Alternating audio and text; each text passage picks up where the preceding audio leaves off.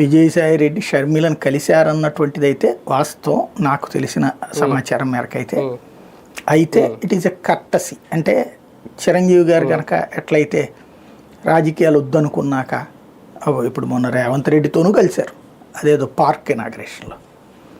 అదే సందర్భంలో కిషన్ రెడ్డి పిలిస్తేనే వెళ్ళారు ఆ మోడీ మీటింగ్కి సంబంధించి. ఏ రాజకీయ పార్టీతో సంబంధం లేదు ఆయన.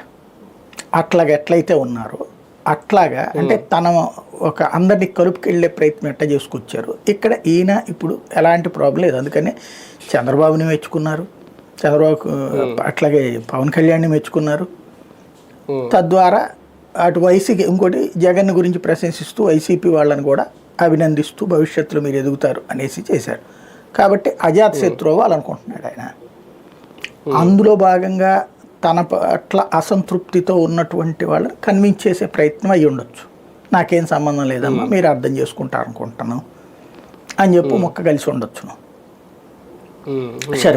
షర్మిలతో కలిశారన్నది వాస్తవం అని మాత్రం విశ్వసనీయంగా తెలుస్తున్నటువంటి సమాచారం. ఇంకా కలిసి ఏం మాట్లాడారు ఏంటంటే ఆయనే చెప్పాలి ఇప్పుడు అంతే. కానీ ఒకటి సార్, అంత హడావుడిగా ఆయన లండన్లో ఉన్నప్పుడు అంత రాజీనామా చేసి ఫోన్ చేసి చెప్పాల్సిన అవసరం ఏముంది అనేది కూడా వచ్చిన తర్వాత పోనీ ఆయన వచ్చేస్తారని తెలుసు, ఒక 4-5 రోజులు అయితే అయిపోయేది, నేరుగా కూర్చొని మాట్లాడి రాజీనామా చేసి కదా. అంటే ఆయన మీద ఏమన్నా